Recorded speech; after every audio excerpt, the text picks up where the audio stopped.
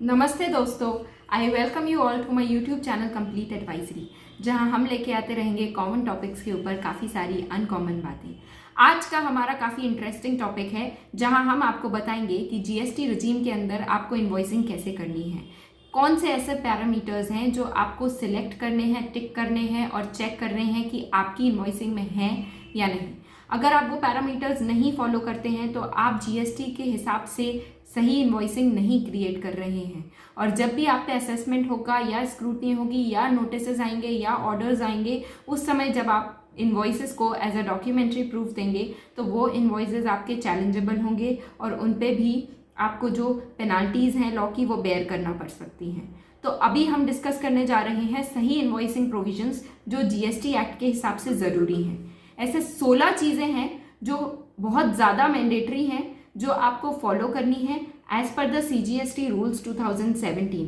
आपको आपके इन्वॉइसेस में चेक करनी है और देखना है कि वो आपके इन्वॉइसेस में है या नहीं। तो आइए शुरू करते हैं।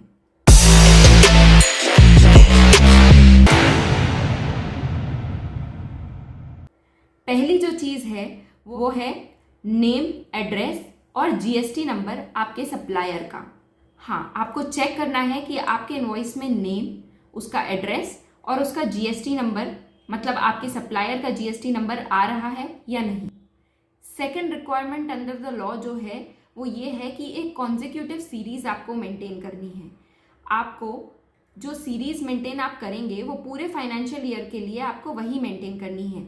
जैसे फॉर एग्जांपल गुड्स और सर्विसेज दोनों हैं तो आप गुड्स के लिए जी से G1, G2, G3, G4 series start कर सकते हैं। सर्विसेज के लिए S1, S2, S3, S4 series start कर सकते हैं। आप मंथ वाइज मेंटेन करते हैं, April 1, April 2 वो कर सकते हैं, बट एक पर्टिकुलर सीरियल नंबर आपको कॉन्जिक्यूटिवली मेंटेन करना है।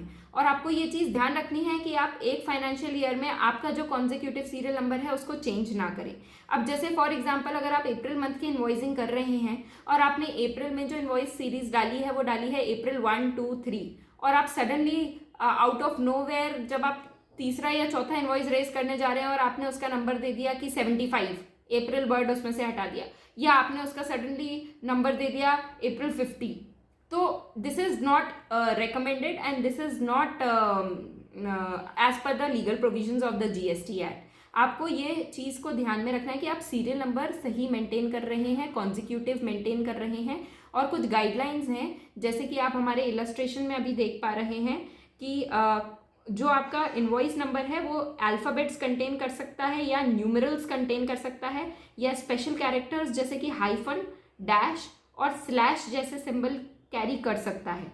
इसके अलावा इन सब के कॉम्बिनेशन के साथ एक आप सीरियल नंबर कॉन्जिक्यूटिव मेंटेन करें which should be unique for a particular financial year. ऐसा नहीं होना चाहिए कि आपने 001 अप्रैल में भी लाया, 001 मई में भी लाया, जब आप इसको चढ़ाएंगे इन्वॉइस को अपनी GSTR1 फाइल करते समय तो वो आपको एरर देगा कि डुप्लीकेट इन्वॉइस सीरीज का। तो ध्यान रखें कि सीरियल नंबर जो भी फॉलो करे वो यूनिक हो और कॉन्जिक्यूटिव हो और जो मैंने पैरामीटर्स बताए उसके अकॉर्डिंग हो। तीसरा जो पॉइंटर है वो है डेट ऑफ इट्स इशू, मतलब आपकी इन्वॉइस की किस डेट पे इशू हो रहा है वो डेट आपके इन्वॉइस में मेंशन होना कंपलसरी है, यानी कि ज़रूरी है। फोर्थ जो पॉइंट है वो है name and address of the recipient and the address of the delivery. मतलब आप देख रहे होंगे हमारे सैंपल में अभी इस वक्त कि जिसको हमें माल भेजना है, मतलब जो रिसीव करने वाला है हमारा, जिसके लिए सेल्स इन्वॉइस रेज हो रहा है, उसका नाम, उसका एड्रेस। अब एड्रेस में दो एड्रेसेस आते हैं, एक जो रेसिपेंट है उसका एड्रेस और एक डिलीवरी पर्सन का address, along with the name of the state और उसका कोड, उस स्टेट का कोड जिस स्टेट में डिलीवरी हो रही है अगर गुड्स हैं तो। If such recipient is unregistered, अगर अनरजिस्टर्ड रेसिपेंट है and where the value of the taxable supplies is 50,000 और मोर, अगर आप किसी और स्टेट में डिलीवर कर रहे हैं और वो 50,000 या फिर उससे ऊपर की वैल्यू कैरी करता है, अनरजिस्टर्ड है, तो उस सिचुएशन में आपको स्टेट और कोड भी मेंशन करना है प्लेस ऑफ डिलीवरी के साथ। क्योंकि हो सकता है कि आपने राजस्थान की पार्टी को बिल किया है और उसने आपको बोला है गुड्स महाराष्ट्र में डिलीवर करने को, तो ये दोनों locations with state code mention होना ज़रूरी है आपके इनवॉइस में। फिफ्थ जो हमारी चीज़ थी वो ये थी। सिक्स्थ जो हमारी चीज़ है वो है HSN code of the goods and accounting code of the services. मतलब बेसिकली हर सर्विस और हर गुड्स का एक हार्मोनाइज्ड सिस्टमैटिक नॉमेनक्लेचर है जो आपको मेंशन करना है जीएसटी के इनवॉइस में। ये बहुत ज़रूरी है कि आप कैटेगराइज करें कि आपके गुड्स कौन से एचएसएन में फॉल करते हैं या आपकी सर्विसेज कौन सी कैटेगरी में फॉल करती हैं। इसके लिए सीबीआईसी की वेबसाइट पे पूरी लिस्ट है, आप चाहे तो खुद से देख सकते हैं या आप किसी प्रोफेशनल को भी कंसल्ट कर सकते हैं।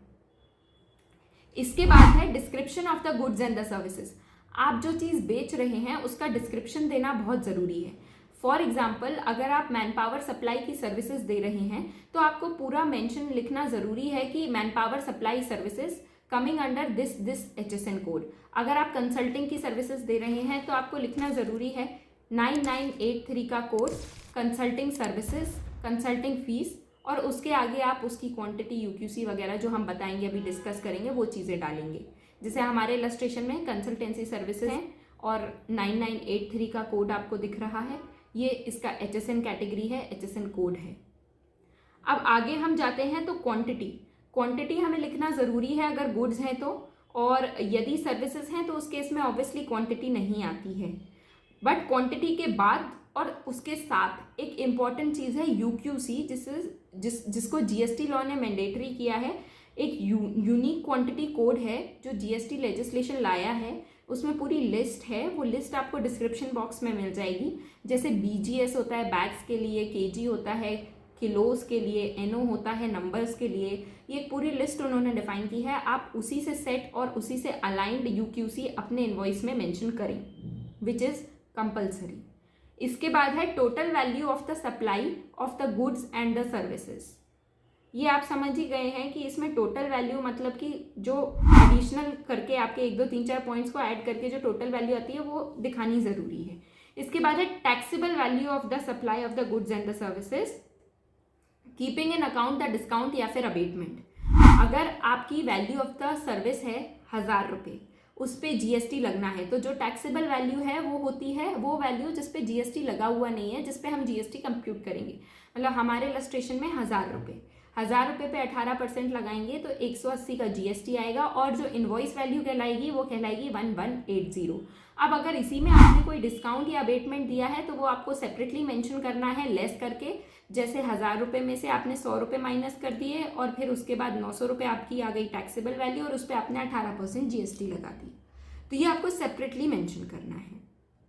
इसके बाद है amount of tax charge in respect of the taxable value.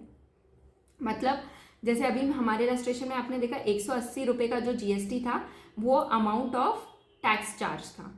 आपको ये मेंशन करना ज़रूरी है कि वो 180 सीजीएसटी, एसजीएसटी, 9090 है या फिर पूरा आईजीएसटी है। यानी कि 180 कौन से हेड में जाएगा, आईजीएसटी या फिर सीजीएसटी या फिर एसजीएसटी, जो भी टैक्स ग्रेड में फॉल होता है ऑफ द जीएसटी लॉ। इसके बाद जो है वो है रेट ऑफ टैक्स, मतलब कितना परसेंटेज टैक्स लग रहा है। जैसे हमारे इलस्ट्रेशन में 18% लग रहा है, इट कैन बी 5%, 28%, 12% एक्सेट्रा।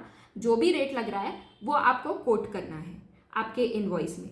इसके बाद है whether the tax is payable on the reverse charge basis और नॉट।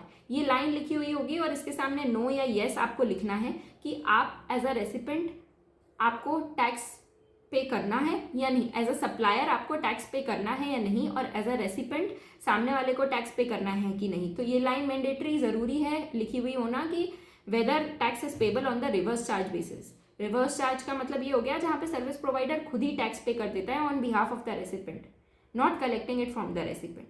वो सर्विसेज नोटिफाइड हैं, उनके बारे में हम एक सेपरेट वीडियो लेकर आएंगे। इसके बाद जो है प्लेस ऑफ सप्लाई है, मतलब along with the name of the state and in case the supply is in intercourse trade और कॉमर्स, तो एड्रेस ऑफ द डिलीवरी जहाँ पर प्लेस ऑफ सप्लाई है। जिसे हमने अभी डिस्कस किया था कि हम एड्रेस ऑफ डिलीवरी मेंशन करना है, वैसे हमें प्लेस ऑफ सप्लाई भी मेंशन करना ज़रूरी है। प्लेस ऑफ सप्लाई के बहुत सारे रूल्स हैं, बहुत सारे पॉइंटर्स हैं जो आपको ध्यान में रखने होंगे, जिनके बारे में हम वापस से एक सेपरेट वीडियो में डिस्कस करेंगे। बट जो भी प्लेस ऑफ सप्लाई होगा उसके लिए आपको एक कॉलम देना ज़रूरी है कि ये मेरा प्लेस ऑफ सप्लाई है, और लिखना मेंशन करना ज़रूरी है कि this is the place of supply. और लास्ट और फाइनल एक सिग्नेचर और digital signature of the supplier या फिर ऑथराइज रिप्रेजेंटेटिव आपके इनवॉइस में होना ज़रूरी है। तो दोस्तों ये थे वो पॉइंटर्स जिनको आपको ध्यान में रख के जीएसटी की इन्वॉइसिंग करनी है। आई होप आपको कंफ्यूजन या क्लैरिफिकेशन आपका जो भी था वो सॉर्ट आउट हो गया हो। अगर नहीं तो आप कमेंट बॉक्स में कमेंट करके हमसे वो क्वेरीज और क्वेश्चंस पूछ सकते हैं, हम आपको बिल्कुल जवाब देंगे।